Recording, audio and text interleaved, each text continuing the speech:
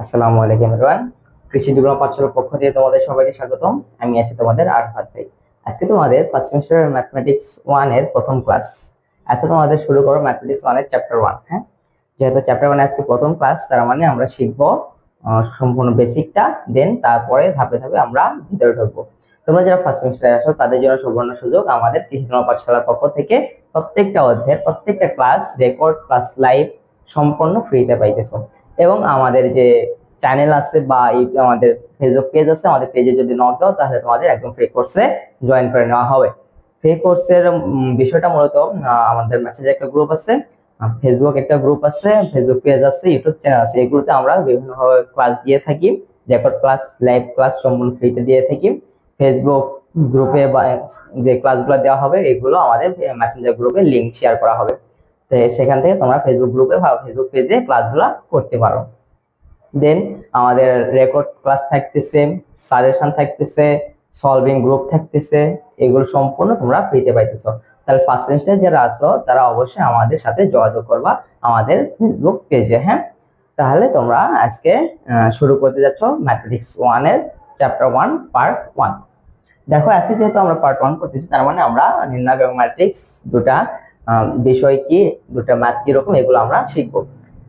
যেহেতু তোমাদের প্রথম অধ্যায় নির্ণয় এবং দ্বিতীয় অধ্যায় ম্যাট্রিক্স, দুইটা অধ্যায় পাশাপাশি এবং দুইটা অধ্যায় আমাদের কিছু কানেকশন আছে, আমাদের আগে চিন্তা হবে কোন অঙ্কটা নির্ণায়কের ভিতর পড়বে এবং কোন অঙ্কটা ম্যাট্রিক্সের ভিতর পড়বে, তাই না? আচ্ছা, আমি নির্ণায়কের জন্য দুইটা শর্ত লিখে দেব, ম্যাট্রিক্সের জন্য একটা শর্ত লিখে দেব। এই শর্তগুলো যে অঙ্ক মেনে চলবে সেটাই নির্ণায়ক অথবা ম্যাট্রিক্স হতে পারবে।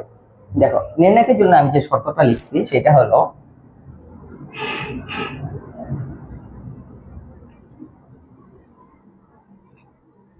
নির্ণায়ক। দুইটা শর্ত। এক নম্বর শর্ত হলো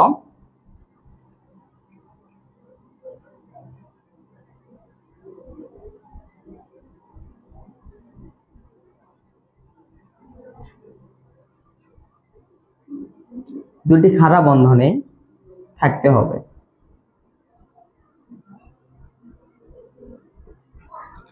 আর দুই নম্বর শর্ত হলো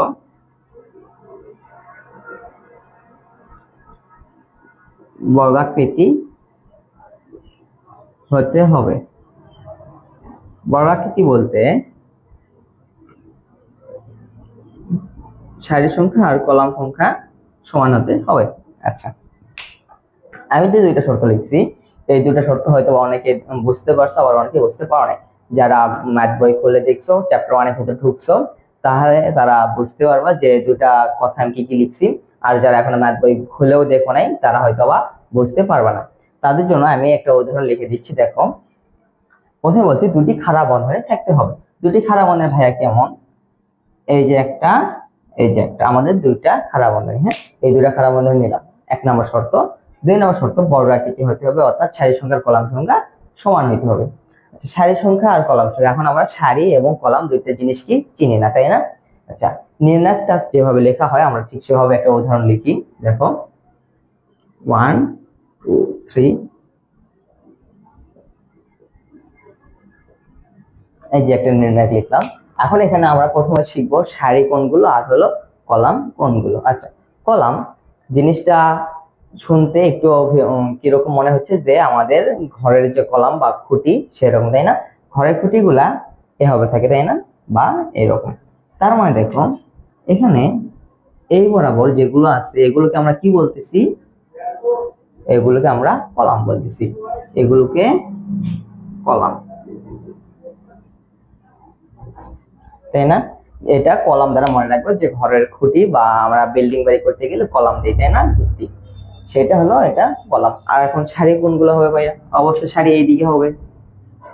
যে এগুলো কি, এগুলো হলো আমাদের সারি, এগুলো হলো সারি। এই যে সারি, এই যে কলাম।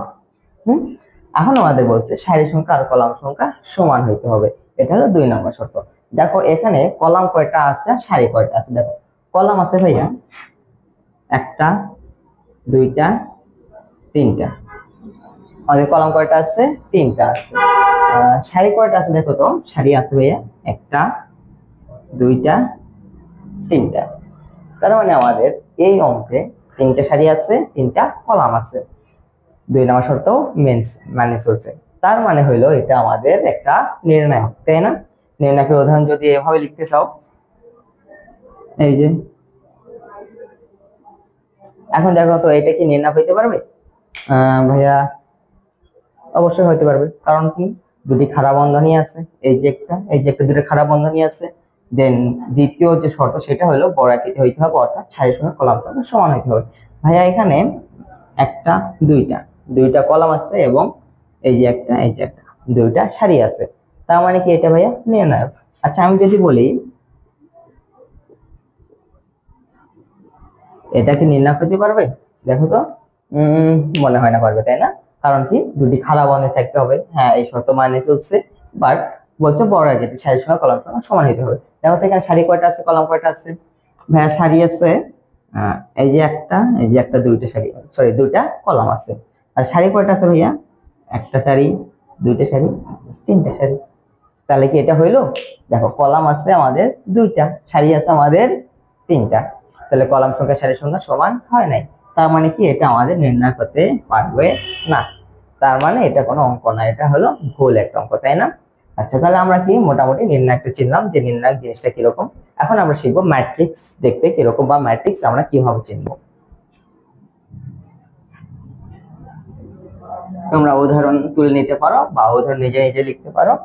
এখন আমরা শিখবো ম্যাট্রিক্স।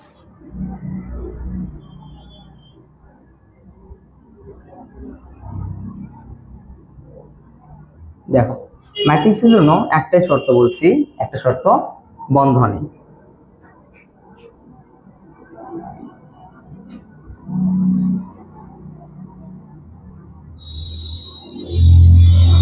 আচ্ছা, বন্ধনী বিভিন্ন রকম আছে। তৃতীয় বন্ধনী,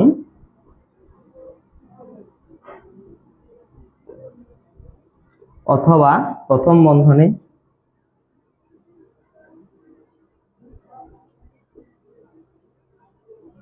বা দুই জোড়া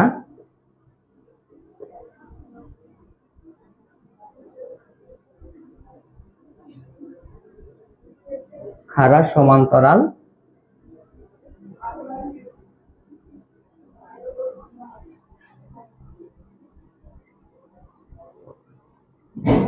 বন্ধনী থাকতে হবে।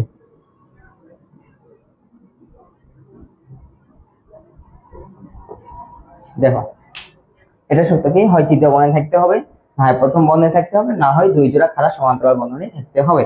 এখন তৃতীয় বন্ধনী কিরকম ভাইয়া? এই যে আমাদের তৃতীয় বন্ধনী, অথবা কি বলছে প্রথম বন্ধনী, অর্থাৎ এই যে, অথবা দুই জোড়া খাড়া সমান্তরাল বন্ধনী, দুই জোড়া খাড়া সমান্তরাল বন্ধনী। এই যে এক জোড়া খাড়া সমান্তরাল, এই যে আরেক জোড়া খাড়া সমান্তরাল। ম্যাট্রিক্সের ক্ষেত্রে এই তিনটা বন্ধনী যদি দেখো, তার মানে ওটা বলছো ম্যাট্রিক্স। এখন এর ভিতরে এখানে যেমন শর্ত ছিল বড় আকৃতি হইতে হবে, সারি সংখ্যার কলাম সংখ্যা সমান হইতে হবে।